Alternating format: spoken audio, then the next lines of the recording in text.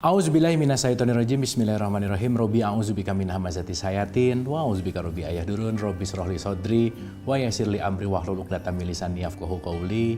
Assalamualaikum warahmatullahi wabarakatuh. Salam sejahtera untuk kita semua. Rahayu, namaste, Om Swastiastu, Namo Buddhaya. Salam kebajikan dan sehat untuk kita semua.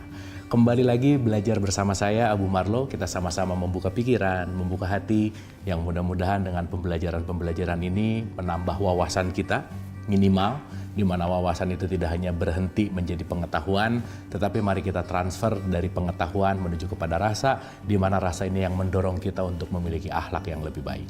Oleh karena itu, sebelum kita belajar, ada baiknya kita menghadirkan diri kita utuh di sini saat ini, karena pembelajaran yang terbaik adalah ketika pikiran kita tidak loncat ke depan, tidak loncat ke belakang, kita hadir seutuh-utuhnya di sini. Dan untuk menghadirkan kita utuh di sini, mari kita menghening sejenak. Oleh karena itu, menghening dipersilahkan.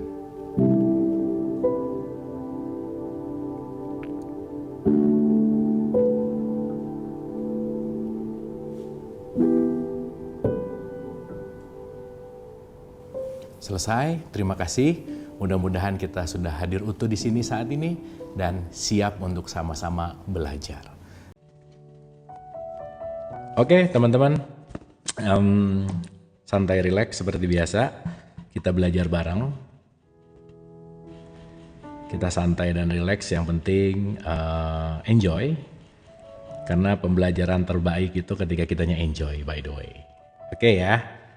Hari ini kita akan bicara tentang letting go. Kita tahu bahwa segala bentuk regulasi dalam hidup ini kaitannya untuk menyadari tentang ada hardware, ada software. Hardware-nya adalah tubuh, software-nya adalah mental. Salah satunya berkaitan sama psikis, salah satunya berkaitan sama tubuh psikologis kita. Di mana di dalamnya ada manas, ya. Saya review sedikit. Apa itu manas? Manas adalah pikiran, perasaan, dan emosi. Jadi pikiran, perasaan, dan emosi nanti ada bank memory, gitu. Dan ketika kita bisa melampaui ini, kita akan menuju diri kita yang sejati, gitu. Kita tahu bahwa pikiran bukan diri kita yang sejati, perasaan bukan diri kita yang sejati, emosi bukan diri kita yang sejati, itu adalah objek, gitu.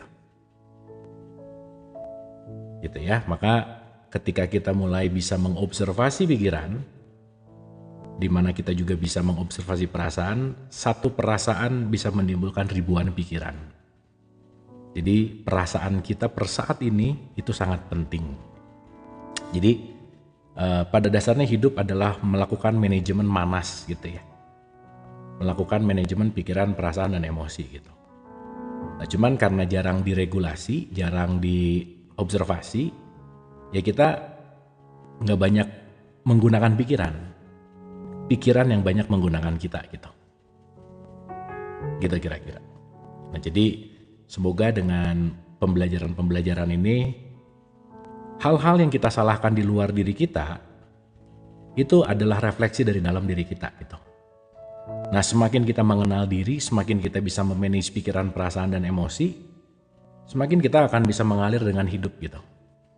Karena sebetulnya kebanyakan itu berantem di internal kita dalam tanda petik, karena ketidakpahaman kita tentang pikiran, perasaan, dan emosi, gitu. Gitu kira-kira, teman-teman. Ya, kurang lebih seperti itu. Di TikTok ternyata banyak orang ateis. Gimana pendapat Kang Abu? Ya kan pilihan ya, pilihan orang lain. Dan saya rasa nggak usah terlalu sibuk sama pilihan orang, gitu. Kan yang terpenting adalah bagaimana aku dan perasaanku, gitu. External world itu adalah cerminan internal world kita, gitu. Nah, jadi makanya kenapa penting untuk letting go. Letting go ini juga nanti kan akan berkaitan sama letting in-nya, ya. Berarti kalau kita bicara tentang letting in, bagaimana kita memiliki regulasi untuk mengenal diri, gitu kira-kira.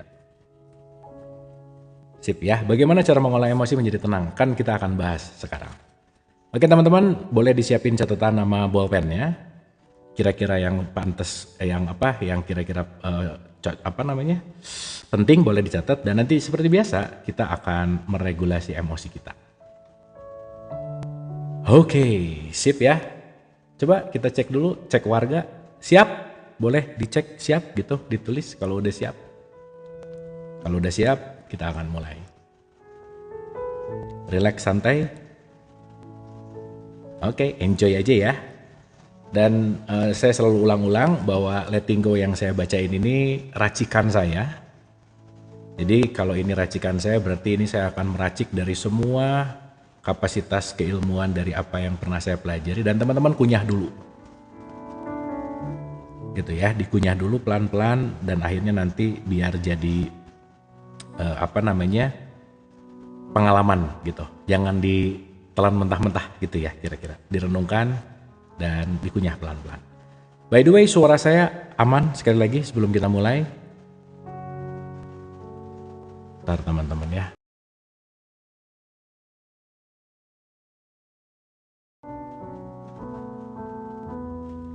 Hah? Apa? Oh, ya. Aman ya? Clear enough, thank you. Alright, kita mulai. Kita memasuki bab 3. Kemarin kita udah bicara tentang, saya sedikit review dulu. Dikit aja. Supaya nanti kita bisa masuk ke chapter 3.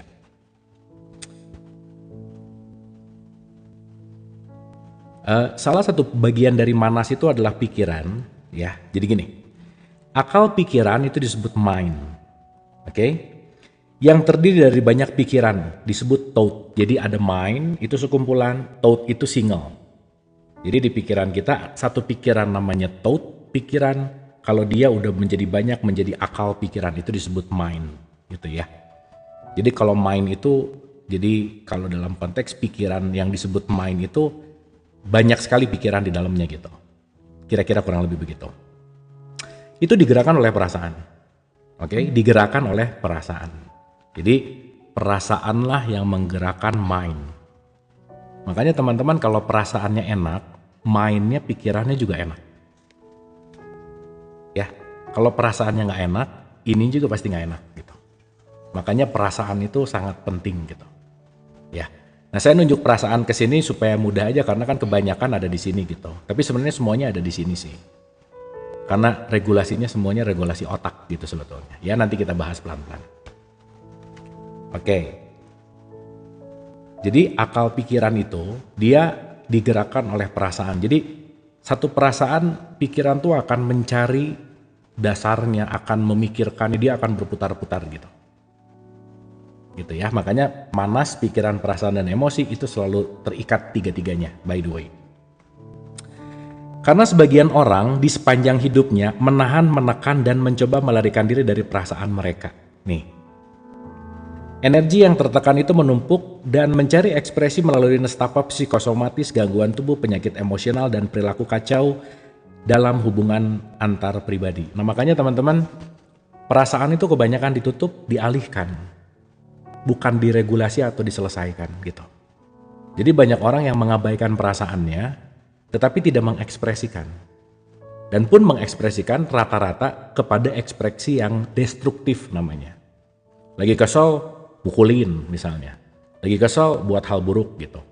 Padahal ingat, konteksnya itu adalah bagaimana kita melihat itu sebagai energi gitu. Nah, yang menggerakkan perasaan itu datang biasanya dari indera kita, apa yang didengar dan dilihat gitu. Dan itu nanti kita yang meregulasi gitu. Jadi penting banget untuk menyadari aku sedang memiliki perasaan apa. Karena perasaan ini juga nanti akan sangat erat kaitannya dengan alam bawah sadar kita dari kecil gitu.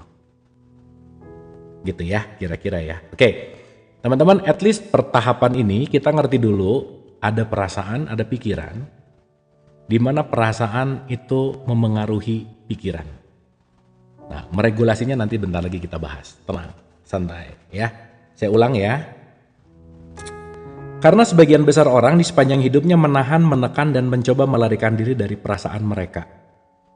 Energi yang tertekan itu menumpuk dan mencari ekspresi melalui nestapa psikosomatis, gangguan tubuh, penyakit emosional, dan perilaku yang kacau dalam hubungan antar pribadi. Perasaan-perasaan yang terakumulasi menghalangi pertumbuhan spiritual, kesadaran, serta kesuksesan dalam banyak bidang kehidupan. Nah jadi teman-teman penting banget untuk kita bisa menganalisa perasaan kita gitu kira-kira. Sip ya, itu penting sepenting-pentingnya. Oke. apa lagi ya, saya review sedikit.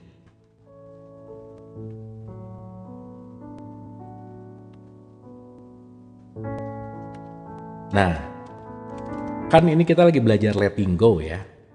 Letting go itu nanti kita ngerti bahwa dalam setiap perasaan kita menurunkan tingkat energi kepada perasaan itu gitu.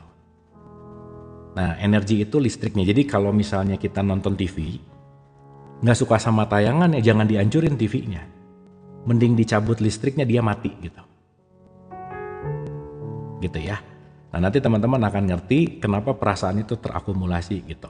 Ingat, perasaan itu cuma tamu yang lewat. Kalau kita terlalu attach atau terlalu melekat kepada perasaan, kita akan bete gitu, panjang, berkelamaan. Contoh.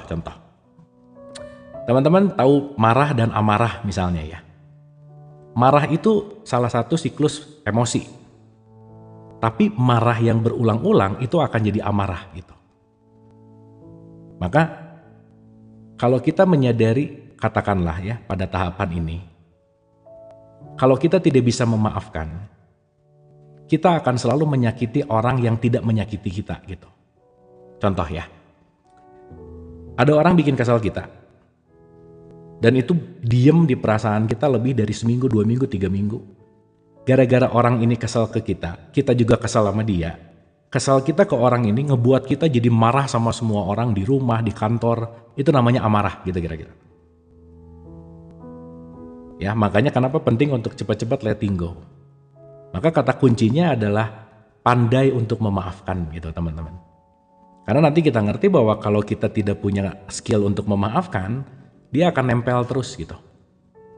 Dan kalau nempel terus, dia akan berputar-putar gitu. Makanya jangan lupa mekanisme terbaik adalah penerimaan dan pemaafan gitu kira-kira. Sip ya teman-teman ya. Mudah-mudahan dapat. Jadi yang penting kita udah mulai bisa, oke. Begitu ada perasaan lewat, ingat, ini bukan aku, ini perasaanku gitu.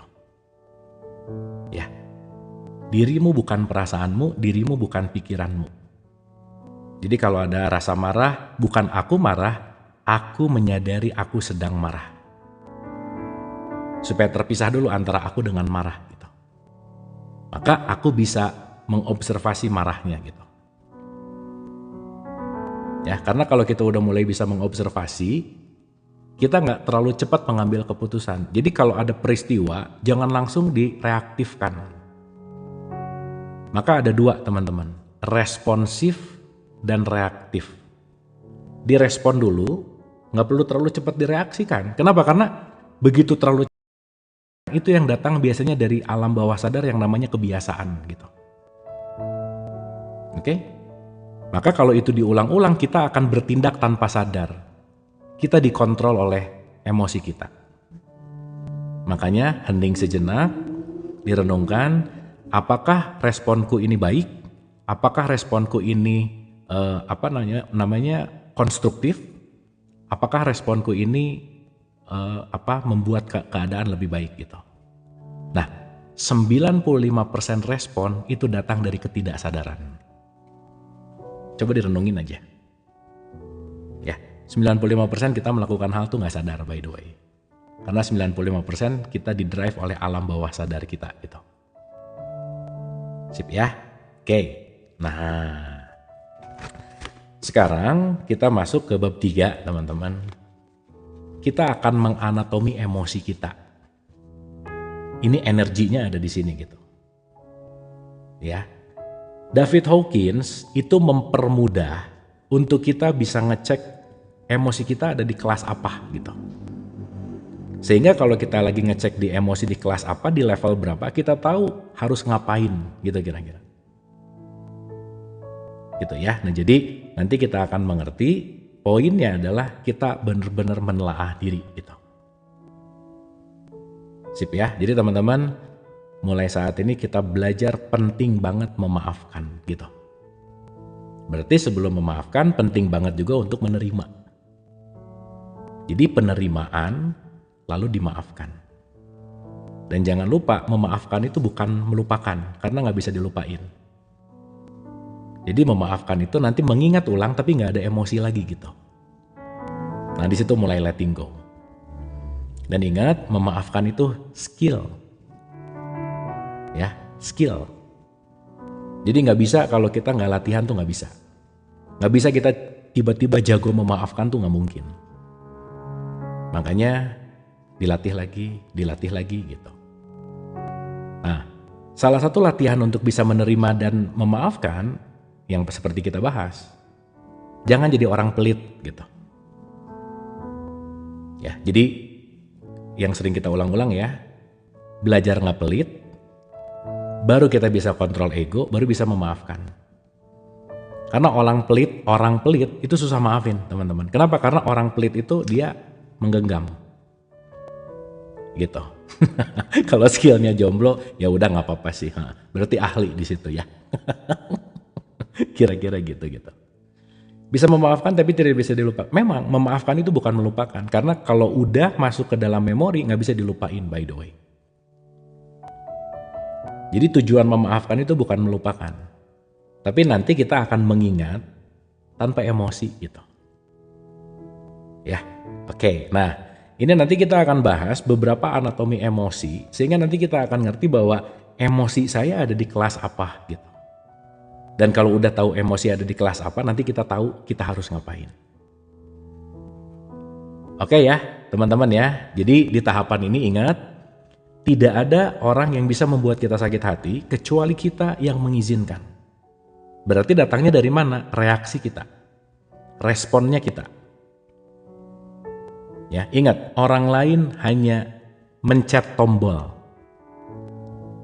Marahnya udah ada di sini. Bencinya udah ada di sini. Semuanya udah ada di dalam. Dan orang yang datang itu hanya mengingatkan bahwa Abu, kamu masih banyak benci, pencet, saya keluar bencinya. Dia yang membuat saya benci. Gitu kira-kira. Nah jadi kalau kita mulai bisa menggenggam kekuatan untuk merespon, itu akan lebih mudah untuk menerima. Cuman sayangnya, kita tuh terlalu reaktif gitu teman-teman. Bagaimana mengingat tanpa emosi? Latihan. Sehingga kalau kita udah melatih ulang-ulang, nanti energinya makin kecil.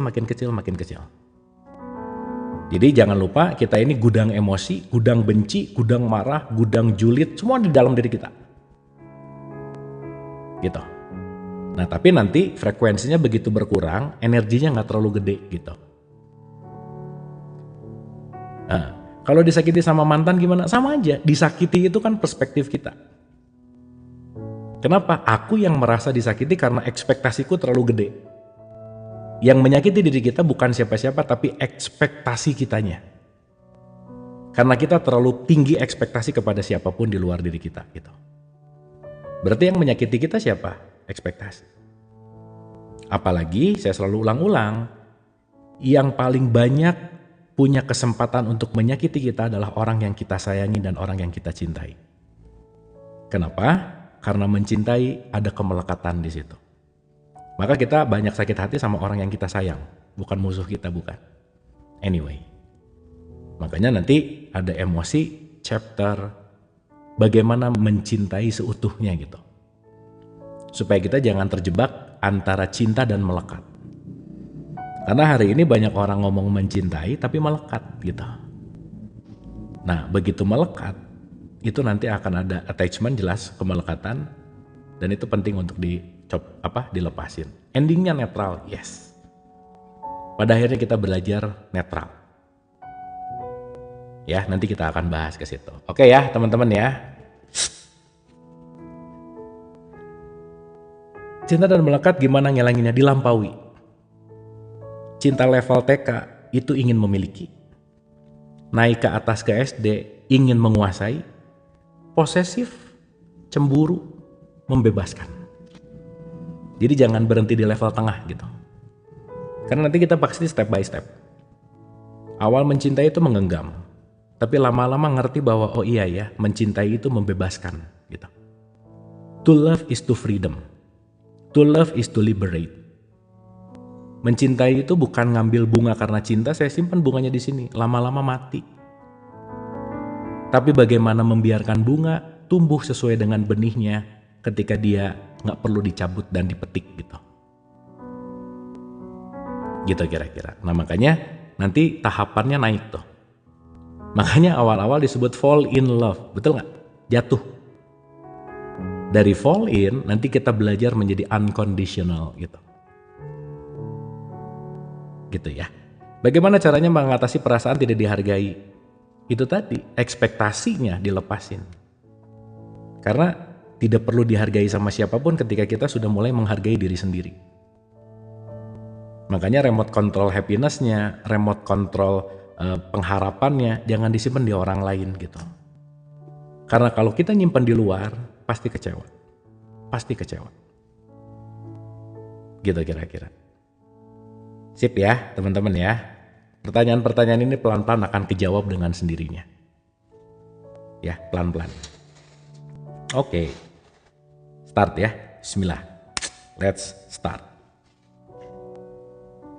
Tujuan anatomi emosi. Judulnya kita besarnya adalah anatomi emosi. Subbabnya namanya tujuan bertahan hidup, by the way. Ini seru nih. Sip ya. Oke. Teman-teman pertanyaannya keep dulu, simak dulu, lepasin dulu tangannya dari keypad, disimak baik-baik. Ya. Nanti kalau saya minta interaksi, kita interaksi, nanti pertanyaan akan ada di akhir. Oke. Anyway, pertanyaannya pelan-pelan akan dijawab. Tenang aja. Ya, pelan-pelan. Psikologi apapun yang dikaji mengungkapkan bahwa tujuan utama manusia yang melampaui semua tujuan lainnya adalah bertahan hidup. Ini tolong digarisbawahi. Sel kita, konteksnya adalah semuanya adalah ingin bertahan hidup. Hidup intinya adalah bertahan hidup lebih lama, dan lebih lama. Basicnya di situ dulu. Gitu ya. Setiap hasrat manusia berupaya memastikan keberlangsungan hidupnya dan kelompoknya. Seperti keluarga, orang-orang terkasih, dan negerinya misalkan. Manusia merasa takut terutama pada hilangnya kemampuan untuk mengalami. Untuk itu, orang-orang berjuang mempertahankan keberlangsungan hidup tubuhnya karena mereka percaya bahwa mereka adalah tubuh dan untuk mengalami eksistensi mereka. Makanya kebanyakan orang takut mati kan. Padahal kita udah ulang-ulang dalam pandangan spiritual, kematian itu jalan pulang sebenarnya. Ya, kalau kita bicara dalam konteks spiritual, mungkin dalam tradisi Islam sering disebut innalillahi wa inna ilaihi roji'un. Kita datang dari satu titik akan kembali ke titik, dari alfa ke omega, dari start menuju kembali kepada start, dari Brahman menuju Brahman. Itu semua intisarinya adalah jangan lupa kita mau pulang ke rumah sejati kita yang kita per saat ini hanya sementara. Dan kita maka teman-teman kalau lagi dulu sekolah denger bel pulang happy. Kenapa? Karena mau pulang. Tapi uniknya ketika kematian itu adalah bel pulang, kenapa pada sedih dan pada takut? Betul nggak?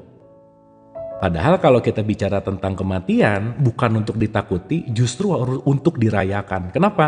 Karena itu bel pulang kita, by the way. Maka kalau pakai bahasa yang sederhana, simple. Jangan terlalu sibuk mencari sesuatu yang gak bisa dibawa pulang misalnya. Jangan mati-matian menunggu mati gitu misalnya. Kenapa? Karena itu semua poin di mana kita akan pulang ke tempat yang sejati dalam perspektif ini gitu. Jadi orang yang takut mati cenderung takut hidup sebenarnya. Dan ketakutan akan mati itu dikasih informasi kita tentang ketakutan-ketakutan itu. Itulah dogma dan doktrin. Nah sekarang pertanyaannya, kenapa takut? Ternyata kita takut melepaskan apa yang kita sudah miliki. Jadi ujung inti ketakutan itu datang karena kemelekatan. Aduh nanti kalau mati gimana anak ya, gimana rumah ya, nanti gimana nih suami kawin lagi, nanti gimana, wah semua ketakutan gitu tuh. Padahal kita sadar bahwa semua ketakutan-ketakutan datang dari kemelekatan gitu. Dan jangan lupa Ini adalah tempat sementara untuk kita kembali dalam perspektif ini gitu. Oke ya teman-teman ya. Makanya dalam perspektif tasawuf, puncak dari seseorang memahami tentang hidup, berdamai dengan kematian. Siapa yang sudah berdamai dengan kematian, dia akan berdamai dengan hidup. Jadi pertanyaannya, kita ini sebenarnya takut mati atau takut hidup? Nah, kalau kita tidak menyadari ini, kita akan berputar-putar di masalah yang sama nanti, gitu. Sip ya? Sehingga nanti kita akan mengerti prosesnya pengenalan diri, gitu. Sip ya? Nah itu bagus tuh, banyak dosa, takut mati, nanti kita ngerti. Dosa itu penyesalan. Penyesalan itu kaitannya nanti sama emosi. Maka kalau penyesalan yang gak diselesaikan, kita akan berputar di looping yang sama. Gitu. Dan dosa itu bukan untuk ditakuti, tetapi untuk disadari. Untuk tidak diulang. Karena pada dasarnya setiap manusia itu selalu berhadapan dengan kesalahan. Karena tanpa kesalahan kita gak belajar. Tapi tidak mengulang kesalahan yang sama gitu misalnya. Gitu ya. Tidak dijadikan sebagai sesuatu yang disebut namanya penyesalan. Anyway, tidak ada keputusan yang salah dalam hidup dan tidak pernah ada yang salah dalam hidup. Semuanya konsekuensi. Gitu. Nah, itu menarik sih. Nggak ada bekal apa, nanti kita bahas ya. Karena bekal yang cukup apa dogma, itu dogma dan doktrin sih sebetulnya. Anyway. Gitu ya, kurang lebih seperti itu. Nah, jadi kita balik dulu.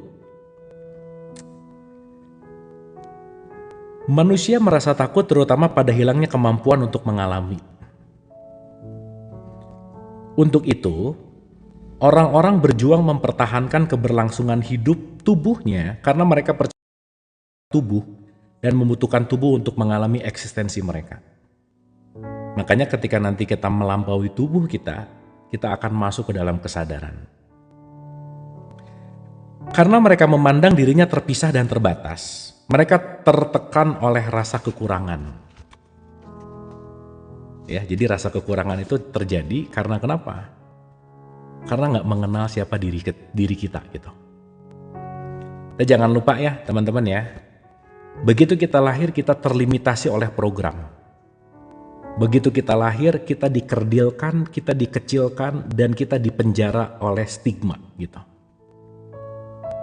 Nah, jadi kalau kita berbicara dalam konteks kehidupan, sebenarnya kita semua lagi ingin membebaskan diri dari penjara-penjara stigma itu. Penjara-penjara paradigma, penjara-penjara konsep-konsep yang udah mulai diinstalkan dari sejak kecil gitu kira-kira.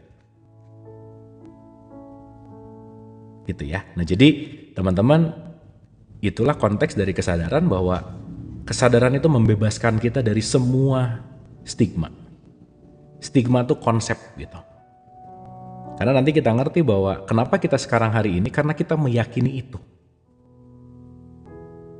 Dan ya balik lagi sih, semua kembali ke bagaimana kita masuk ke dalam yang namanya kesadaran. Bener banget, kita udah ulang-ulang ya, dihijab sama keluarga, lingkungan gitu. Dikecilin gitu kira-kira. Makanya yang sering saya cerita gitu ya, begitu dia terlahir di lingkungan keluarga yang katakanlah mindsetnya negatif gitu. Begitu anaknya dikasih tahu, ya nak, kamu tuh bisa apa sih? Udahlah, sekedar hanya anak seorang. Udah, kamu tuh hanya, udah tuh. Dia terdoktrin, terdogma, dan dia memiliki belief system bahwa aku hanyalah seseorang yang tidak berguna misalnya. Sehingga tanpa sadar kita diwariskan mindset itu oleh orang tua kita gitu. Oleh lingkungan kita gitu. Gitu ya. Tapi menariknya kita nggak bisa nyalahin itu. Justru itu semua yang akan menjadi PR besar dalam kehidupan kita gitu. Justru itu program yang penting. Menghilangkannya gimana? Latihan dan melakukan reprogramming. Nah, nanti kita bahas. Alright, sip ya, dapat ya. Oke. Nah, kita lanjut nih. Jadi sekali lagi, Sekali lagi, tolong diingat bahwa kita sekarang itu banyak yang belum kita gali. Karena kita udah mulai terpenjara oleh mindset gitu. Nah, orang yang sulit berubah itu karena mindsetnya nggak berubah gitu. Gitu ya. Nah, ketika si mindsetnya tidak berubah, maka hidupnya nggak berubah. Ketika konteks di mana kita tidak merubah pola berpikir, tidak merubah kebiasaan, pasti nggak akan merubah hidup, gitu by the way. Nah, jadi teman-teman, berhentilah berharap pada seseorang yang akan menolong kita, berhentilah berharap akan ada keadaan yang lebih baik ketika kita sendiri tidak merubahnya gitu. Itu nggak mungkin. Ya, karena rumusnya, my life is my making. Hidupku terserah dan tergantung dari pilihanku, gitu kira-kira. Sehingga kalau aku tidak merubah ini, tidak akan ada yang bisa mewakilkan gitu. Dan hidup ini nggak bisa diwakilkan by the way. Semuanya penting untuk diregulasi dengan diri sendiri gitu kira-kira. Ya, alright. Lanjut ya teman-teman ya. Jadi supaya mulai nyadar bahwa selama ini kita menggunakan program lama, jangan-jangan. Keyakinan lama, jangan-jangan. Sehingga hal yang lama ini tidak dirubah, maka saya tidak berubah hidup gitu. Dan sekali lagi, tidak akan ada perubahan apapun tanpa merubah kebiasaan. Jadi kalau mindsetnya nyalahin terus, merendahkan terus, udah hidupnya akan gitu-gitu aja. Ngebully terus, hidupnya gitu-gitu aja. Dan menariknya, itu nggak bisa dipaksakan teman-teman. Sama sekali nggak bisa dipaksakan gitu. Maka begitu kita mengerti, ketika ada seseorang mengeluarkan komentar atau hal buruk, itu semua datang dari luka di dalam dirinya gitu. Dan kita sadari bahwa ya udah, emang dia lagi terluka, maka semua apapun yang dikeluarin pasti sampah gitu kira-kira. Dan ketika kita menyadari itu, saya punya kekuatan untuk nggak usah ngambil sampahnya, buat apa? Karena kita nggak bisa meregulasi orang lain sebelum dia menyadari sesuatu gitu kira-kira. Jadi satu, kita nggak bisa merubah orang lain, dan jangan pernah berharap orang lain itu berubah, nggak bisa. Sehingga balik lagi, ketika kita berbicara dalam konteks di mana apapun yang terjadi di dalam diri kita, itu akan terpancar di luar diri kita. Gitu. Nah, di sini nanti kita ngerti teman-teman, nggak bisa nyalahin siapa-siapa dalam hidup gitu. Jadi kalau hidupnya susah, ya balik lagi. Jangan-jangan mindsetnya yang susah gitu. Gitu kira-kira. Nah, hal yang umum bagi manusia untuk mencari di luar diri demi pemuasan kebutuhan mereka. Nih, yang barusan kita bahas. Saya ulang ya. Hal yang umum bagi manusia untuk mencari di luar diri demi pemuasan kebutuhan mereka. Jadi nyarinya di luar. Ini mengarahkan mereka untuk mengalami diri mereka sebagai makhluk-makhluk yang rapuh karena selalu merasa tidak cukup. Jadi ketika dia keluar, merasa nggak cukup, mencari, menggapai, meraih. 5 pengen 10, 10 pengen 20, 20 pengen 50, terus aja.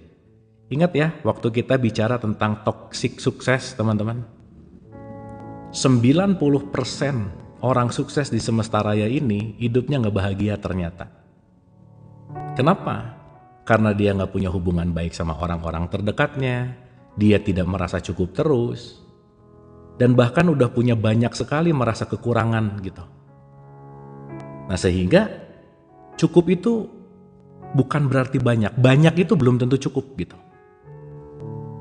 Jadi kalau sekarang aku tuh pengen yang banyak, tar dulu. Banyak belum tentu cukup. Cukup ya cukup. Kurang apalagi nggak cukup gitu. Sip ya. Nah jadi nanti kita akan mulai menggeser value sukses. Itu tidak terletak pada concern fisikal gitu. Tetapi bagaimana aku bisa menikmati hidup gitu kira-kira. Sehingga nanti kita akan ngerti bahwa semua esensinya tidak di luar tetapi di dalam gitu. Oke teman-teman, dapat ya? Sip. Karena itu, akal pikiran adalah mekanisme bertahan hidup.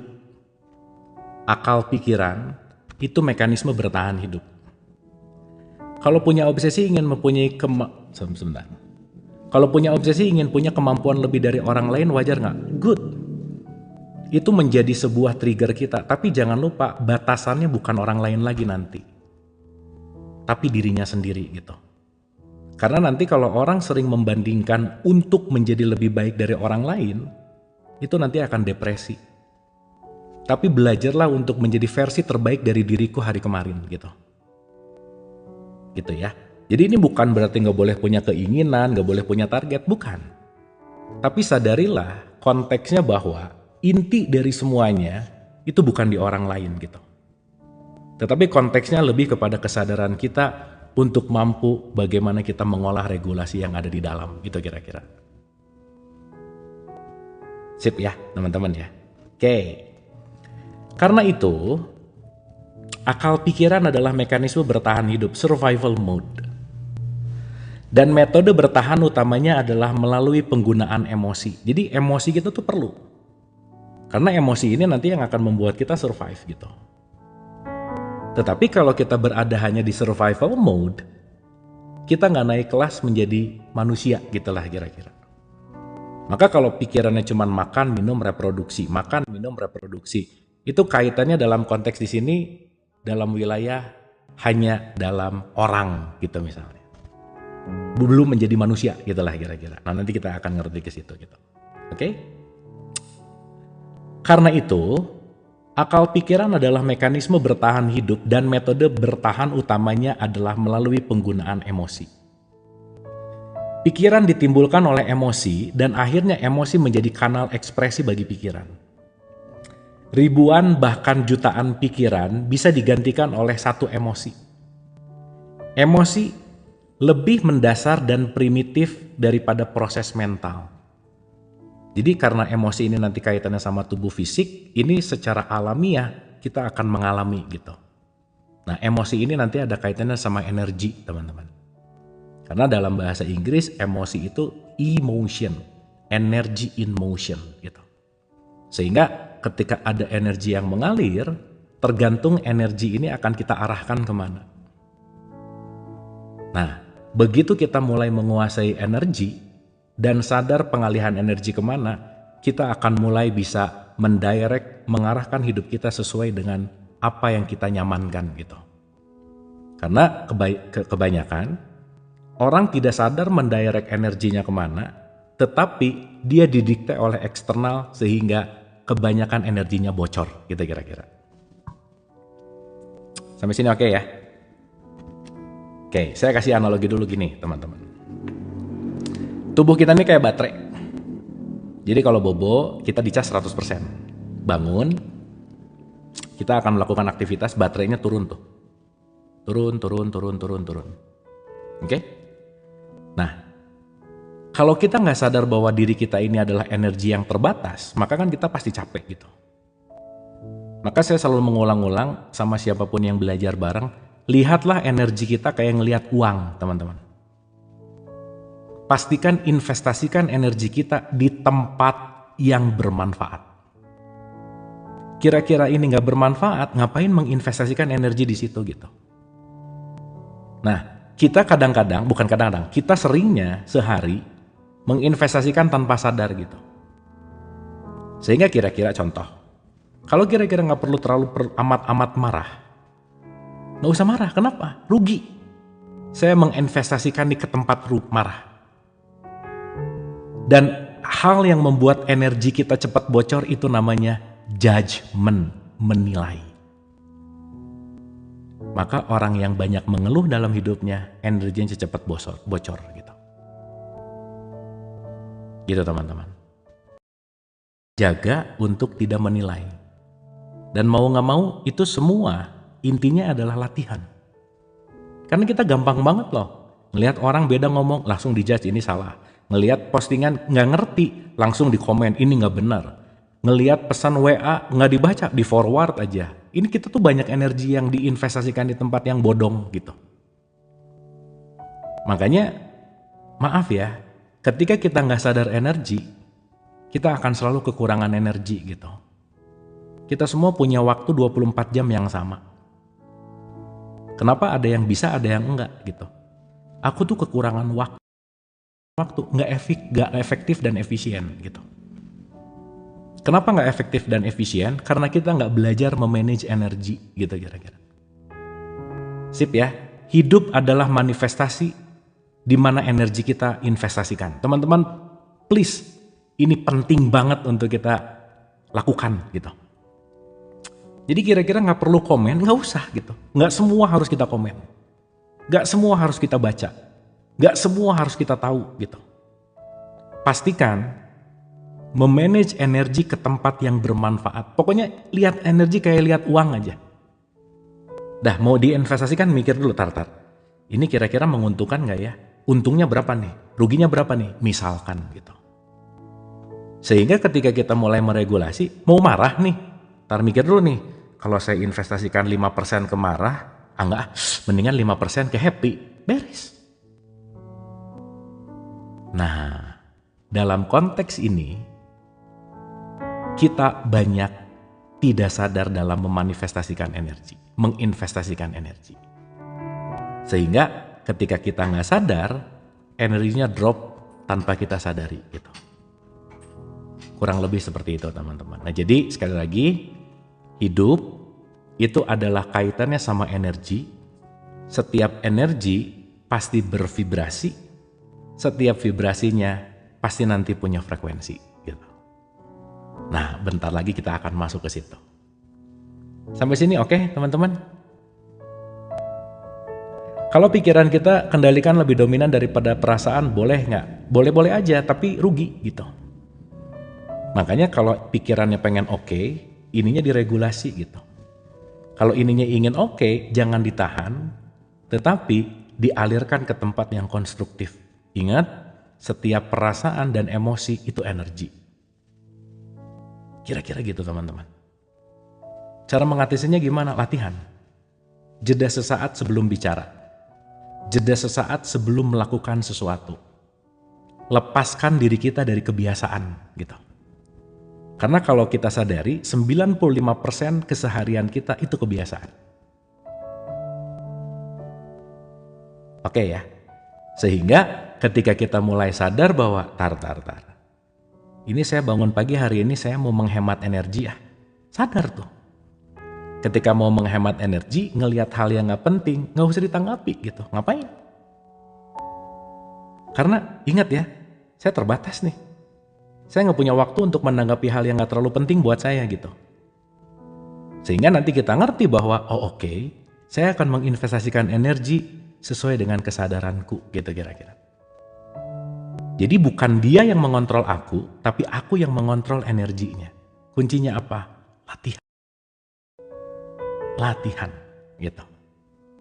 Ini kan kita mau nggak mau penting untuk dipraktekkan gitu teman-teman.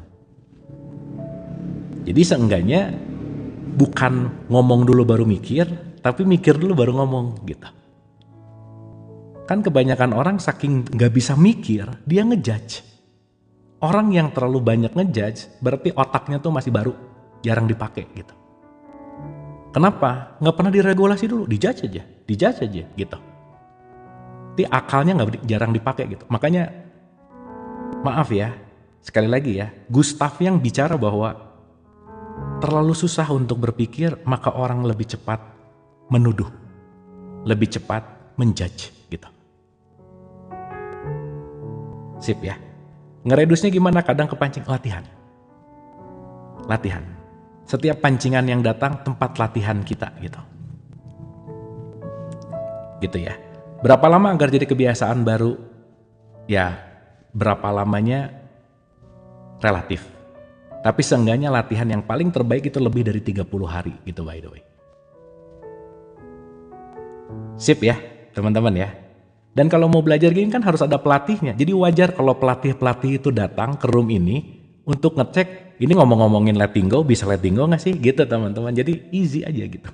Gitu ya kira-kira. Gak apa-apa, memang semesta tuh lucu gitu.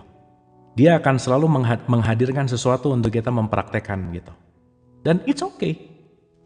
Namanya juga kita mau belajar kan.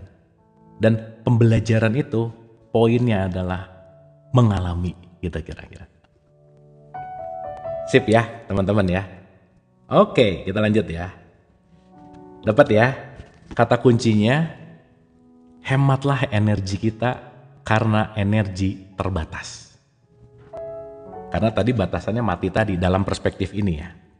Tapi nanti kalau kita udah melampaui, kita akan masuk ke dalam kesadaran yang lebih dalam. Tapi poin inti di per saat ini, teman-teman jangan boros-borosin energi aja.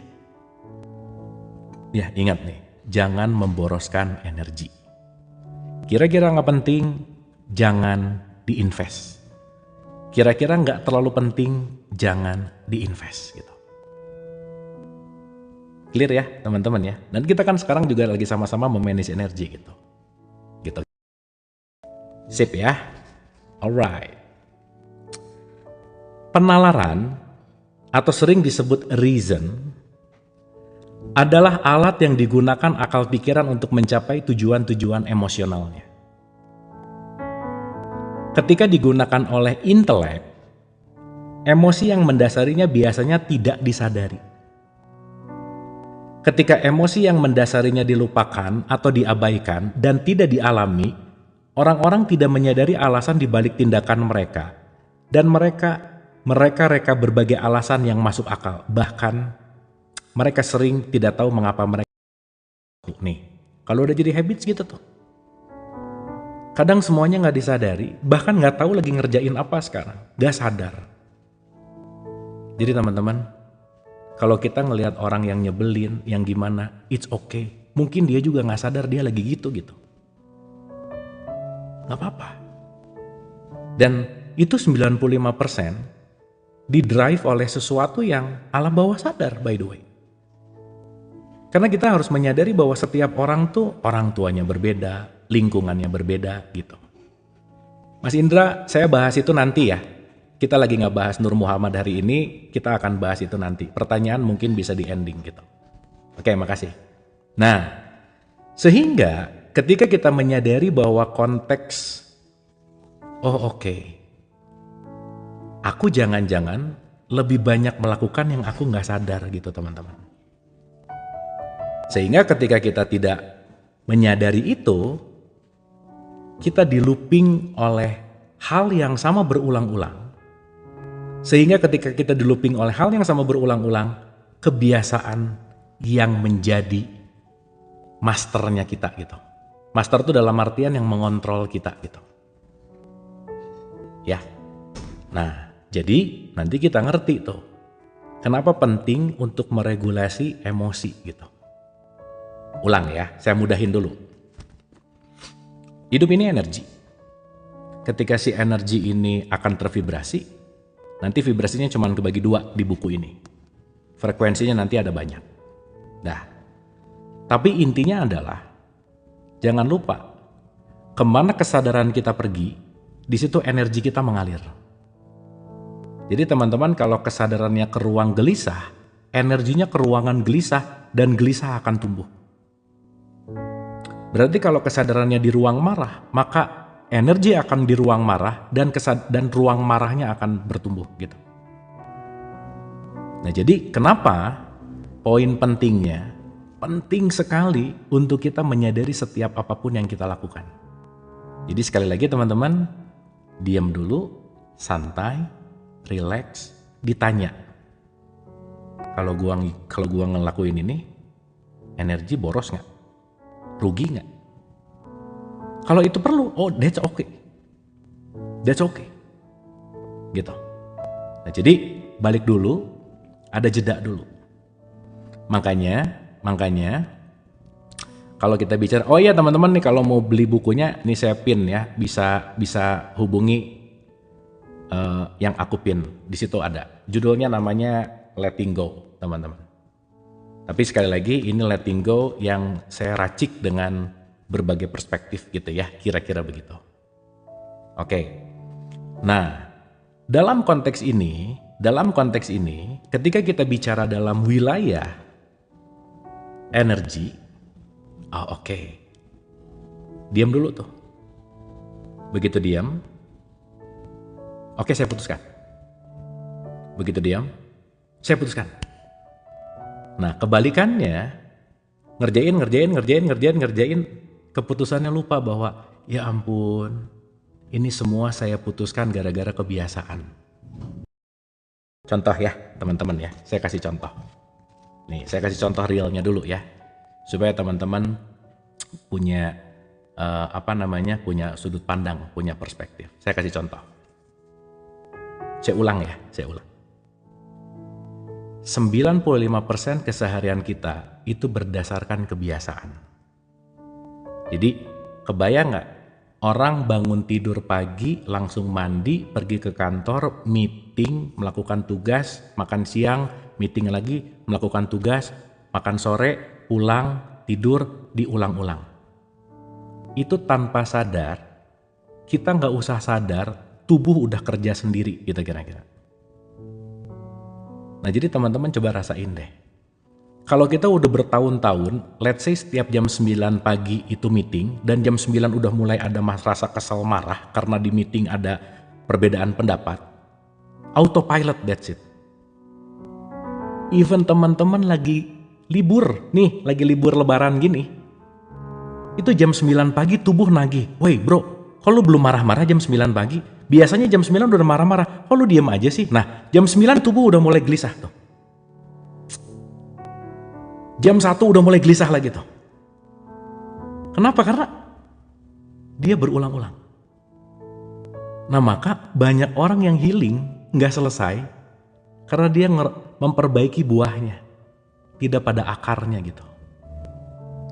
Sehingga dalam konteks yang berulang-ulang, kita penting banget untuk melakukan repetisi ulang, untuk melakukan reprogramming kita kira-kira. Teman-teman yang usianya di atas 35-40, ini semua sudah menjadi program. Ini penting nih, ini program. Maka lepaskan program itu. Lepaskan program itu gitu. Dimana ketika dilepaskan program itu kita perlu menjauh sejenak dari berpikir, merasakan, dari menjudge. Nah, kalau kita melihat dalam perspektif Ramadan itu kan sebenarnya tempat di mana kita keluar dulu dari kebiasaan lama gitu kira-kira. Ya, mau itu disebut retret boleh, mau itu disebut healing boleh. Tapi sadar, saya melakukan ini untuk reprogramming self. Kenapa? Karena kalau kita tidak merubah pola pikir kita akan memilih hal yang sama diulang-ulang. Jadi teman-teman sorry ya, kalau kita tidak berusaha merubah pikiran kita, nggak mungkin kita akan merubah masa depan kita. Dan yang bisa kita lakukan itu hanya untuk diri kita, bukan untuk siapa-siapa gitu. Gitu teman-teman. Ini kan seru ya, kita belajar sambil kita latihan. Dah, kalau nggak penting untuk dikomen, letting go gitu.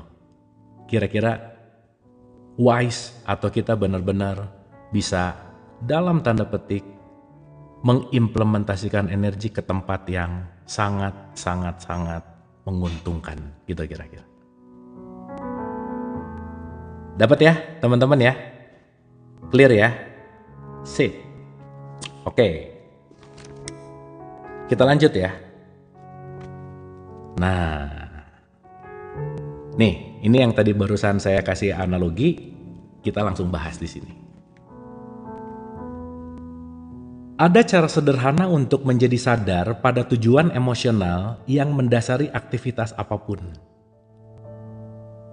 yaitu melalui pertanyaan. Ini teman-teman menarik banget nih.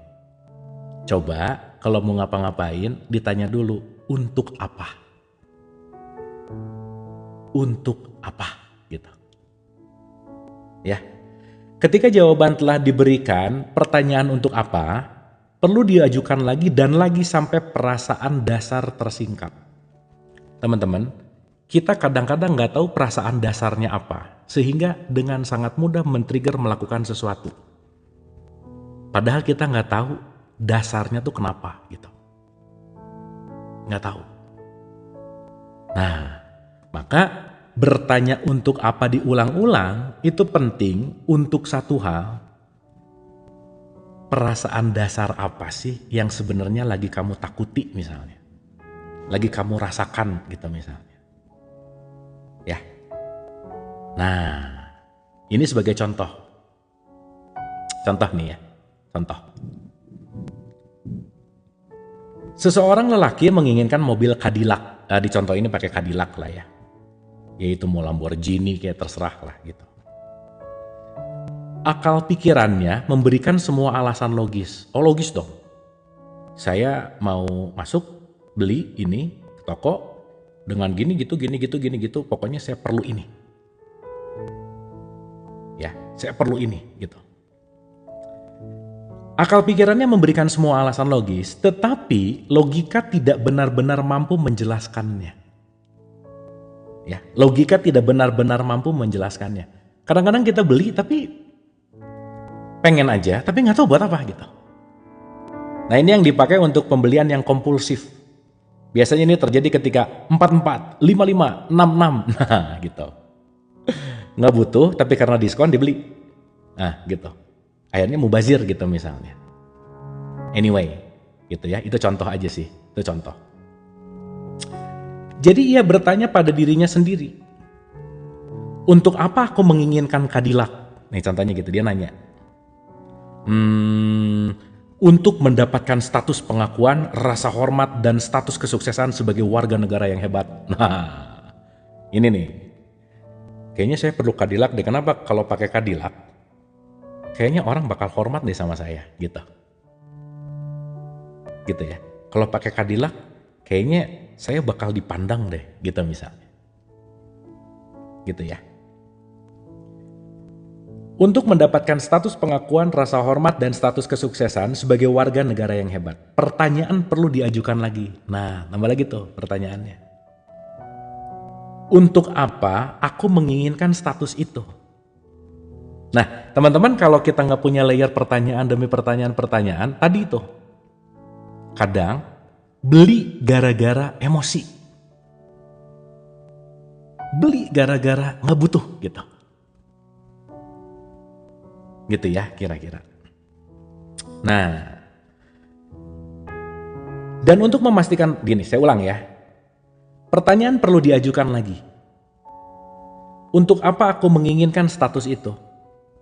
Rasa hormat dan penerimaan dari orang lain. Nah, mulai. Jadi dia pengen dihormati gara-gara mobilnya. Gitu ya. Dia pengen dihormati gara-gara mobilnya. Oke. Nah, karena dia pengen dihormati gara-gara mobilnya, coba kamu ajuin lagi pertanyaannya. Untuk apa sih ingin dihormati dan diterima? Nih, ternyata teman-teman, pengen punya Cadillac, satu, untuk memiliki perasaan aman. Ya, perasaan aman. Pertanyaan perlu diajukan lagi. Untuk apa aku menginginkan keamanan? Untuk merasa bahagia. Pertanyaan untuk apa? Yang diajukan terus-menerus mengungkapkan bahwa pada dasarnya ada perasaan tidak aman, tidak bahagia, dan kurang terpenuhi. Jadi perasaan gak aman pengen ditutupi pakai Cadillac gitu teman-teman. Kebayang gak? Nanti udah kebeli, tetap aja karena perasaan gak aman yang gak diberesin, dia pengen mobil yang lebih lain, lebih mahal, lebih lagi, lebih mahal, lebih lagi. Perasaannya gak beres, barangnya nambah lagi. Belum kalau gak kebeli, dia harus korupsi. Jadi kebayang gak kenapa orang korup? Karena dia tidak pernah tahu dasar perasaannya apa. Apalagi sekarang memaksakan masuk circle tertentu. Aku masuk ke circle A, karena circle A ini adalah suatu circle yang terpandang. Tasnya Hermes semua, Prada semua. Saya mau masuk ke situ kenapa? Kalau aku terkenal dengan circle itu, maka aku terkenal dengan keren. Dan teman-teman, maaf ya. Ketika kita mulai mencoba mengimpress orang lain, sadarilah, orang lain juga kadang-kadang gak peduli-peduli amat. Jadi kita mati-matian mengimpress orang lain, Dan ketika orang lain itu kita coba untuk dalam tanda petik puaskan gitu. Dan sadarilah bahwa tidak pernah akan ada yang terpuaskan. Karena pada akhirnya kita mencari sesuatu yang disebut unrealistic expectation gitu teman-teman. Sampai sini oke, teman-teman? Sip ya. Jadi kita penting menyadari, kita penting untuk kita balik lagi ya. Kembalilah kepada konteks yang namanya kesadaran tadi gitu. Jadi kalau kita nggak tahu basic perasaannya, kita akan hanya menutupi dengan sesuatu yang tidak menyelesaikan akar gitu teman-teman. Sampai sini oke, teman-teman? Sip ya. Oke, ini tampaknya sebentar. Teman-teman sinyal saya oke? Bentar ya. Kok ini agak cek 1 2. Oke, sip. Aman ya. Sip, thank you. Nah, jadi dari pelajaran si Cadillac ini kita punya ada holding time dari memutuskan keinginan sampai mengeksekusi. Ada satu pertanyaan yang penting, untuk apa? Gitu. Banyak keborosan terjadi tanpa pertanyaan untuk apa gitu teman-teman. Sip ya. Karena kalau kita membeli sesuatu hanya untuk menutupi ketakutan, itu bukan hal yang tepat. Itu hanya akan menutup sekali lagi, itu ngeberesin buahnya, tapi akarnya nggak diberesin, by the way. Ya, kita recap dulu. 1, hidup adalah kemana energi kita manifestasikan, itu nomor 1. Jadi, energi lihatlah seperti teman-teman ngelihat uang. Ya. Kan kalau punya uang tinggal 1 juta, nih irit-irit nih, tinggal 1 juta lagi nih buat bahan 1 bulan gitu misalnya lebaynya gitu. Duh, ini kira-kira kalau kesini jangan. Nah, udah kesini oke. 100.000 kesini. 50.000 kesini. Hemat, bener teman-teman. Jadi abis itu, banyak hal yang gak perlu marah, gak usah marah gitu. Banyak hal yang gak perlu digubris, banyak hal yang gak perlu pay attention, gak usah, buat apa. Gitu kira-kira. Dan nanti kita tahu kok, kita akan tahu, kita akan memanifestasikan ke orang yang tepat misalnya. Ke situasi yang tepat misalnya. Karena kita melatih gitu. Sip ya teman-teman ya, itu nomor 1. Yang kedua, lebar, bener. Lebarnya ya 100.000 deui, manya. Nah, masa saya mau ngasih atau saya mau menginvestasikan di tempat yang rugi? Sok teman-teman, masa kita mau investasi perusahaannya nggak tahu? Betul nggak? Rugi gitu. Nah, jadi yang nomor 1 bicara tentang energi gitu. Nah, yang kedua, adakanlah self-talk. Teman-teman jangan lupa ya. Nah, kita lucu-lucuan sebentar boleh ya teman-teman ya. Siap-siap tangannya di keypad, ini untuk reminder aja. Wah, saya sih yakin udah pada sadar lebih bagus ya sekarang. Tapi just to remind. Siap tangannya di keypad? Begitu saya nanya langsung jawab.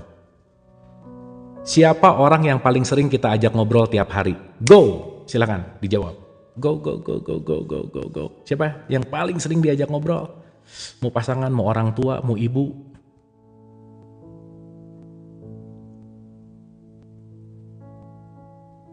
Asik, jawaban diri sendiri udah lebih banyak nih. Iya, jawabannya adalah dirimu sendiri. Ya. Kita tuh sering banget ngobrol sama diri sendiri, teman-teman jangan lupa. Mau pasangan paling berapa lama sih?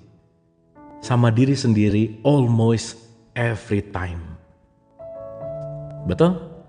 Jadi kalau kita lagi ngobrol sama diri sendiri, pastikan obrolannya obrolan yang bagus. Betul nggak? Kita ngobrol sama cucu paling berapa lama? Ngobrol sama suami atau istri paling berapa lama? Ngobrol sama anak paling berapa lama? Tapi ngobrol sama diri sendiri, almost whole day. Jadi pastikan kalau lagi ngobrol self-talking, ya, sama self-talking diri sendiri, pastikan obrolan-obrolannya yang menyenangkan gitu. Gitu ya teman-teman ya. Makanya do self-talk, lakukanlah self-talk. Untuk apa? Gitu. Pengen untuk apa? Saya butuh karena pengen kelihatan keren. Untuk apa? Karena kan kalau keren nanti aku jadi banyak teman. Untuk apa? Karena kalau aku jadi banyak teman, aku jadi nggak kesepian. Oh, ternyata penyakitnya kesepian. Nah, berarti ada kesepian yang harus diregulasi gitu kira-kira. Oke teman-teman? Dapat ya? Sip ya? Oke ya? Nah, nanti dalam pandangan konteks religius atau agama, pertanyaan untuk apa ini bisa dikaitkan sama Tuhan gitu kira-kira. Sip ya, supaya nanti kita bisa meregulasikan ini dalam bentuk yang universal gitu. So, make sure do a good self-talk gitu, supaya self-talk kita jauh jadi langsung bisa kita praktekkan. Ya, jadi sekali lagi, nomor 1, energi.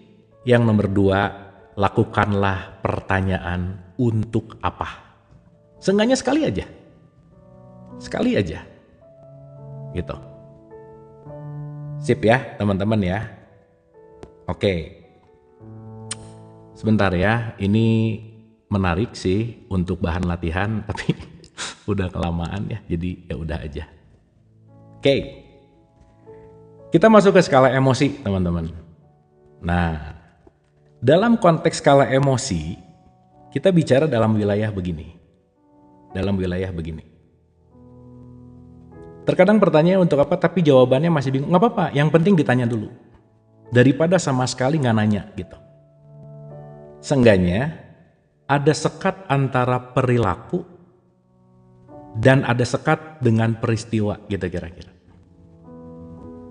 Ini saya ngambil dari buku versi Inggris, Clear, cuman karena ini kita pengen pakai bahasanya Indonesia, jadi saya pakai si Letting Go Indonesian version. Tapi ini buku aslinya dalam English sih sebenarnya. Gitu kira-kira. Sip ya. Nanti teman-teman akan terlatih kok. Nah, sebentar lagi teman-teman akan tahu. Begitu dijawab untuk apa, saya ada di mana. Nanti bentar lagi tahu. Karena nanti bentar lagi kita akan masuk ke dalam skala emosi gitu kira-kira. Jadi nanti kalau udah tahu skala emosinya di level apa, oh oke, saya tahu saya ada di sini gitu. Yes, ini Letting Go adalah punya bukunya David Hawkins. Kira-kira gitu. Sampai sini oke teman-teman? Clear? Aman? Kita cek dulu sampai sini. Aman? Clear? Sip, mantap. Alright. Kita lanjut ya. Oke. Kita sampai jam berapa teman-teman? 17.30 cukup? 17.45? Sampai maghrib kali ya? Maghrib, oke, sip. Sip. Jangan tuh sampai isya nanti kelewat maghrib kita. Oke. Teman-teman pelan-pelan ya. Santai aja pokoknya. Relax aja. Gitu ya. Yang penting ya sekali lagi saya tidak membiasakan untuk cepat-cepat ngeberesin, tapi pelan-pelan yang pasti tuh meresap gitu kira-kira. Lanjut. Siap, go ahead. Clear ya teman-teman ya. Alright, sip. Yuk kita lanjut. Nah, demi kesederhanaan dan kejelasan, kami akan menggunakan skala emosi yang berhubungan dengan level-level kesadaran. Presentasi menyeluruh tentang level-level kesadaran, dasar ilmiahnya, dan aplikasi praktisnya bisa dibaca dalam Power versus Force, itu bukunya Hawkins juga. Kita akan bongkar ini pelan-pelan. Oke? Secara singkat, segala sesuatu memancarkan energi, nih yang tadi saya bilang. Ingat, semua memancarkan energi. baik positif maupun negatif. Oke? Secara intuitif, kita tahu perbedaan antara pribadi positif, contohnya ramah, tulus, perhatian, dan pribadi negatif, contohnya apa? Serakah, penipu, pembenci. Oh, teman-teman bisa ngerasain lah. Anyway, ya, karena mau nggak mau kita punya rasa. Nah, kalau kita melatih dan kita mengasah, itu rasanya akan terlatih pasti. Anyway, jadi teman-teman, perkecillah mempercayai kata-kata karena vibrasi, energi di belakang kata-kata itu jauh lebih nyata. Ya, orang bisa kata-katanya lembut, tapi nipu. Orang bisa kata-katanya lembut, tapi nusuk. Maka kata-katanya tapi lihat frekuensi di belakangnya, vibrasi di belakangnya. Makanya saya selalu ulang-ulang ya teman-teman, jangan percaya omongan saya. Tapi omongan ini jadikanlah sebagai bahan untuk kontemplasi dan dialami gitu kira-kira.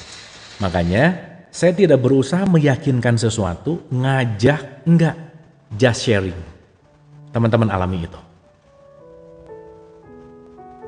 Oke, sampai sini ya.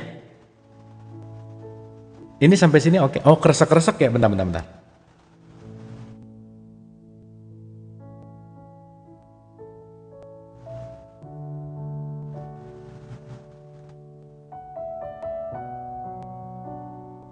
ya, kita pakai noise cancellation yang high. Sekarang gimana teman-teman? Cek 1, cek 2. Aman? Aman, oke. Clear ya, aman ya? Sip, makasih. Saya ulang ya. Persedikit, untuk kita mendengarkan kata-kata, tapi mulai aktif merasakan energi di belakang kata-katanya. Makanya kita nggak tertipu sama figur, nggak tertipu sama orang. Karena yang terpenting itu bukan siapanya, tapi apa yang dikatakan. Sedikit ya, saya ngutip statementnya Imam Ali. Imam Ali tuh bilang gini, undur makola wala tandur makola. Jangan lihat siapa yang ngomong, lihat apa yang diomongin. Even itu keluar dari anak kecil, kalau itu kebenaran kamu ambil. Nah, kalau kita subjektif ngelihat orangnya udah nggak suka, padahal boleh jadi omongannya penting buat kita. Nah, itulah kenapa kita melatih di room ini, bukan ngelihat figurnya. Sayanya nggak penting. Figurnya nggak penting. Maka yang terpenting adalah apa yang kita pelajari, teman-teman bisa mengcapture, mengambil menjadi sebuah pelajaran gitu kira-kira. Sampai sini oke, teman-teman? Dapat ya? Clear ya? Sip ya? Jadi ingat, di belakang kata-kata itu pasti ada energinya. Nah, kita nanti latihan untuk itu. Ya, oke. Secara intuitif kita tahu perbedaan antara pribadi positif, ramah, tulus, perhatian, dan pribadi negatif, serakah, penipu, pembenci. Contoh ya, energi Bunda Teresa jelas beda dengan energi Adolf Hitler. Ini contohnya begitu. Kebanyakan energi orang berada di antara keduanya. Musik, tempat, buku, hewan, niat, dan seluruh kehidupan memancarkan energi yang bisa dikalibrasi terkait esensinya dan tingkat kebenarannya. Ini penting. Gitu ya. Jadi teman-teman mulai ngeh sama energinya. Ya. Nah, dalam pembelajaran ini Hawkins menggunakan satu diksi disebut like goes to like. Apa artinya? Yang serupa akan saling tarik-menarik. Like attracts like. Jadi hukum tarik-menarik tuh hadir. Ingat ya, semua yang di luar itu refleksi yang di dalam, by the way. Nah, nanti kita akan bahas hukum refleksi ya. Nanti kita akan bahas ke situ. Energi-energi yang berbeda berkonstelasi pada pola-pola penarik atau level-level kesadaran. Peta kesadaran memberikan pandangan linear dan logaritmik terhadap medan energetik non-linear ini. Nanti saya bahas pelan-pelan, ini saya baca dulu, tapi nanti sebentar lagi kita akan ngerti. Oke? Setiap level kesadaran atau pola penarik dikalibrasi pada skala logaritmik pada kekuatan energetik mulai dari 1 sampai 1000. Nanti teman-teman saya jelasin dari kelas paling kecil sampai paling atas. Gitu kira-kira. Dari level yang paling rendah sampai level yang paling tinggi gitu. Ya, bentar lagi nanti ngerti, tenang. Ini ngejelimet dikit sih, dikit lagi aja. Nanti abis ini saya simpulkan dengan bahasa yang lebih sederhana. Ya, buka dulu gelasnya, dengerin aja dulu, pelan-pelan. Oke. Level pencerahan penuh itu nanti 1000. Di peta kesadaran bagian atas merepresentasikan level tertinggi yang bisa dicapai di dunia manusia. Level ini dicapai contohnya oleh Isa Al-Masih, Yesus, Buddha, Krishna, Nabi Muhammad. Ini orang-orang tercerahkan gitu. Nah, orang-orang tercerahkan itu levelnya 1000. Nanti yang paling bawah itu levelnya sekitar 20, teman-teman. Jadi nanti kapan-kapan kita pakai coret-coret ya. Tapi nanti kira-kira petanya kurang lebih begini nih. Ya nanti saya petain. Tenang, santai ya. Yang penting teman-teman ngerti dulu, setiap emosi ada levelnya. Level paling bawah sampai level paling atas. Nah, untuk gampang dulu ya teman-teman ya. Paling simpel gini. Nanti teman-teman ngerti pelan-pelan. Easy, tenang ya, tenang. Level paling rendah itu nilainya 20, teman-teman. 20 itu apa sih rasanya? Rasa malu, rasa hina, rasa nggak pantas. Nah, teman-teman kalau ada di level itu, hati-hati karena teman-teman lagi ada di level yang paling rendah. Nah maaf ya, satu level di bawah 20 itu biasanya ada keinginan untuk bunuh diri.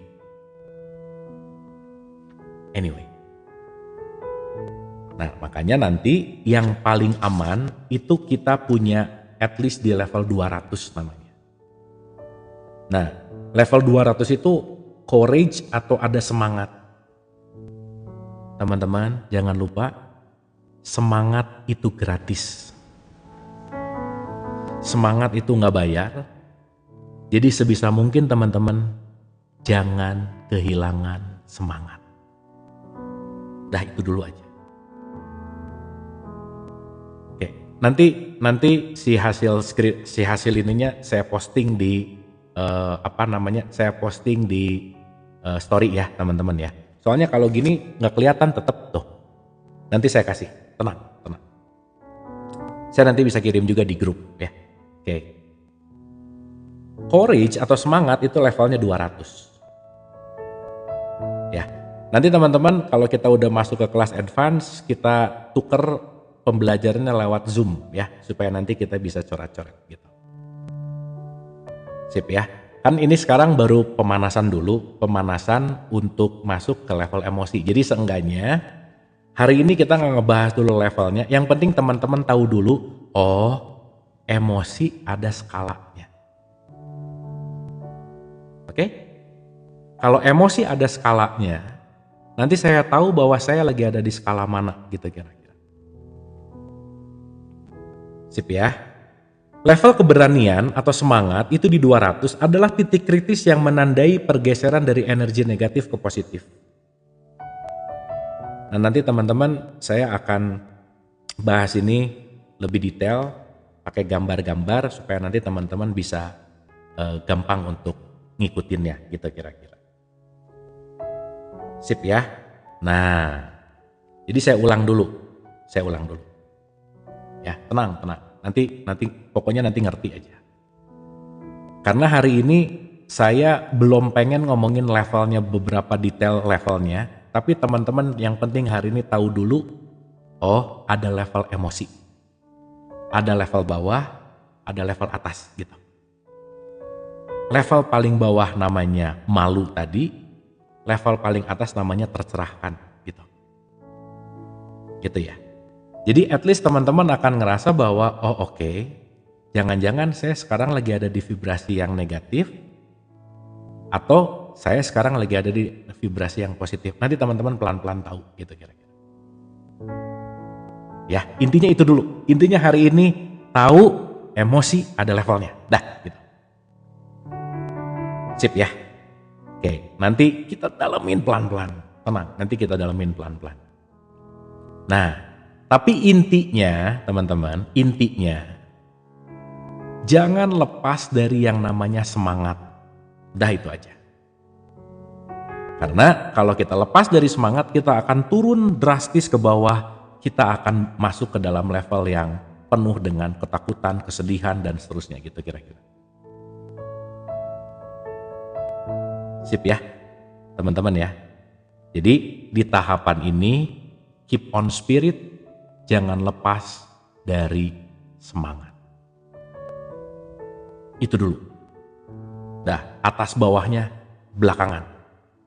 Karena nanti kalau nanti terlalu detail tahu ini apa, jadi gini, aduh aku dari lagi 20, lagi 100, lagi 200. Nanti jadi malah justru sibuk di situ gitu. Nah, saya tidak menganjurkan untuk teman-teman jadi sibuk di ukuran itu gitu. Semangat contohnya, saya masih punya keinginan untuk melakukan ini lebih baik gitu. Teman-teman maaf ya, orang depresi, orang stres, itu semangatnya drop, even dia nggak mau keluar kamar misalnya. Nggak mau melakukan apa-apa gitu. Tapi it's okay ya. Kalau lagi memang perlu di level itu, it's okay. Karena yang terpenting adalah menerima aku lagi ada di level mana. Kenapa? Karena kita akan naik turun levelnya. Yang bahaya, kita lagi di level rendah, pengennya di atas. Maksain, itu bahaya. Sip ya. Cara mengembalikan semangat gimana? Belajar. Cari tahu. Makanya teman-teman jangan lelah belajar karena hidup tidak pernah berhenti mengajarkan. Maka belajar akan membawa kepada yang namanya pemahaman. Pemahaman akan membawa kita menuju kepada kesadaran. Gitu kira-kira. Sampai sini oke, teman-teman? Semangat dalam bentuk apapun. Semangat itu bahan baku kita, bahan bakar kita untuk move, untuk gerak, dan gerak. Kayak pepatah bilang, naik sepeda itu kalau nggak gerak pasti jatuh gitu. Dan hidup itu bergerak. Maka move, bergerak, perlu ada pendorong. Maka mendorong maju itu pro and balance, itu disebut problem. Maka masalah artinya bergerak maju. Kita perlu masalah supaya kita bisa bergerak maju, gitu loh teman-teman. Jadi jangan benci sama masalah. Kalau nggak ada masalah, kalian nggak ada di kelas ini. Kalau nggak ada masalah, kita nggak mau belajar gini-ginian. Jadi terima kasihlah kepada sesuatu yang kita anggap buruk, gelap, karena tanpa itu semua, kita nggak mungkin masuk ke dalam kesadaran ini gitu. Nggak mungkin. Ya, jadi setelah ini, kita bisa mulai memaafkan orang yang kita benci. Kita bisa mulai menerima sesuatu yang kita anggap buruk. Karena at the end of the day, teman-teman, pada akhirnya ya, kita semua akan sangat berterima kasih sama orang yang paling kita benci dalam hidup ini. Karena kenapa? Merekalah yang membawa kita ke level kesadaran ini. Mereka hanya berperan, mereka hanya mengambil peran untuk dirasa kita gak suka sama mereka. Mereka mengambil peran itu untuk mendorong kita maju gitu. Nah jadi ketika kita mulai menyadari bahwa apapun ya yang kita anggap itu gak baik, benci, sadarilah bahwa mereka semua sedang menyamar sebagai teman bertumbuh kita supaya kita ada di dalam kelas kesadaran ini gitu kira-kira. Oke teman-teman ya. Jadi hari ini setidaknya kita tahu dulu bahwa emosi itu ada kelasnya. Jadi 3 ya pembelajaran besar hari ini. 1, life is all about energy. Yang kedua, lakukan self-talking. Dan yang ketiga, sadar akan level emosi kita. Ya, teman-teman, sebelum kita nanti nulis, siapin catatan nama buku, catatan nama kertas ya, siapin. Saya mau menutup pakai satu analogi ini, teman-teman. Ya, saya mungkin sering cerita ini, jangan bosen, tapi saya pengen menutup dengan cerita ini. Kita tahu seorang ayah mencintai anak, dan anak sangat merindukan ayah, katakanlah begitu. Ketika si anak sangat mengenal ayahnya, dia tahu ini ayahku yang akan selalu melindungiku. Karena si anak tahu bahwa ayahnya memiliki kasih sayang yang sangat besar kepada anaknya, kepadaku gitu. Dan keyakinan si anak kepada ayahnya, di mana ayahnya yang akan selalu melindungi, dia akan merasa tenang ketika hadir sosok ayahnya, misalnya. Oke? Suatu saat ayahnya iseng. Karena anaknya lagi ulang tahun, ayahnya mau memberikan surprise buat si anak. Ketika mau jam 12 malam, si ayahnya siap-siap bawa kue. Karena si ayahnya mau memberikan sesuatu yang beda, dia pakai topeng monster untuk ketemu anaknya, untuk bikin kaget ceritanya, surprise. Begitu mendekat jam 12, teng, 0000, dia masuk ke kamarnya dan ayahnya nakut-nakutin anaknya. Weh, selamat ulang tahun nih. Anaknya ketawa-ketawa dan senyum-senyum. Anaknya ketawa lagi dan senyum lagi dan kegirangan gitu. Ayahnya buka topengnya. Nak, kenapa kamu gak takut? Kan ayah pakai topeng monster. Kan topeng ini adalah topeng yang menakutkan. Kenapa kamu kok senyum bahagia sih, nak? Bukannya takut? Kan ayah mau ngagetin kamu dengan topeng jelek ini, dengan topeng menyeramkan ini. Anaknya bilang, ayah, bagaimana aku bisa takut kalau tahu engkau yang menggunakan topeng, di balik topengmu itu adalah ayahku yang selalu mencintaiku. Itulah kasih sayang Tuhan yang selalu bertopeng kepada orang-orang yang kita gak suka. Kejadian yang kita benci, sesuatu yang kita tolak, balutan kasih sayang Tuhan bertopeng menyamar untuk membawa kita sadar akan segala bentuk apapun, itu hanyalah kasih sayangnya untuk kita bertumbuh gitu kira-kira. Jadi kalau kita tahu bahwa itu hanyalah Tuhan yang sedang menyamar gitu kira-kira. Kasih sayang Tuhan yang lagi menyamar gitu kira-kira. Kenapa takut? Kenapa benci? Toh juga yang hadir adalah Dia kok. Toh yang hadir juga adalah kasih sayangnya kok. Tapi dengan itu kita bisa bertumbuh untuk menjadi lebih baik lagi gitu. Oke teman-teman, dapat ya?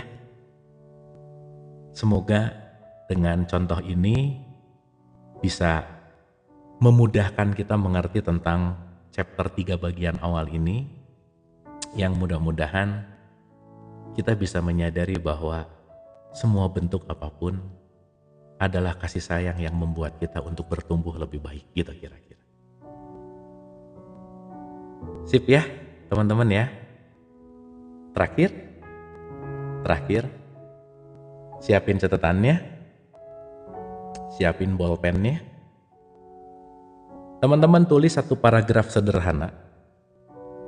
Sebelum menulis teman-teman rasain dulu, letting in dulu, rasain lagi, apa perasaan yang paling berat sekarang saya alami, yang gak enak, yang saya gak suka, yang saya tutup-tutupin. rasain dalam 1 menit 2 menit, dan teman-teman ungkapkan dalam kata-kata 1 paragraf aja, jangan banyak-banyak.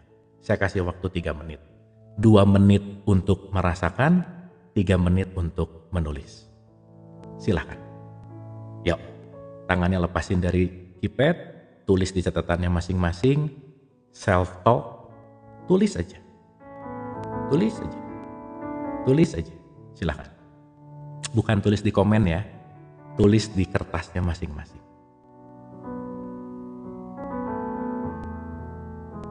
Ayo, ditulis. Sambil tulis, sambil rasain aku sedang melepaskan perasaanku kepada tulisan ini gitu. Ditulis. Apa yang agak berat atau rasa berat banget yang selama ini mungkin belum bisa dilepasin, ungkapkan itu semua dalam kata-kata, dalam tulisan.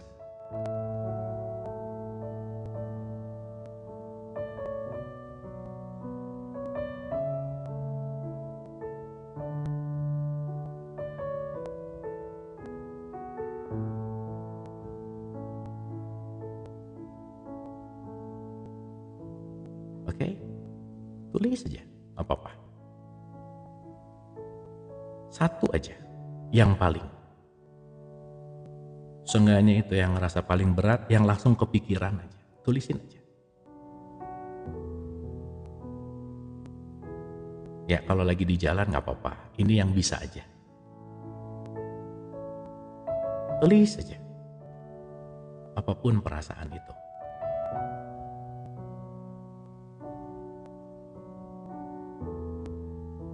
Dan rata-rata itu sesuatu yang kita gak suka. Sesuatu yang kita tolak. Sesuatu yang mungkin sulit untuk dimaafkan. Sekarang lepasin bolpennya. Lepasin bolpennya. Kita diam sejenak, santai. Dan teman-teman, dari keikhlasan hati yang paling terdalam, kita mengatakan kepada tulisan itu, terima kasih. Terima kasih. Dan terima kasih.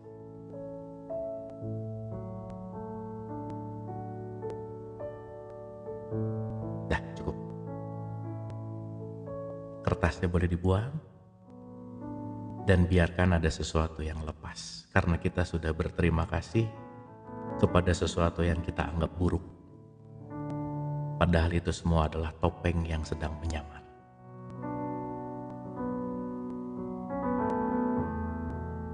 Oke teman-teman, it's okay. Nanti pelan-pelan kita akan belajar lagi untuk letting go demi letting go demi letting go. Seenggaknya pada saat ini teman-teman mulai bisa meregulasi apa yang namanya emosi dan perasaan. Sip ya teman-teman ya. Terima kasih. Semoga bermanfaat. Wabillahi taufiq wal hidayah. Assalamualaikum warahmatullahi wabarakatuh.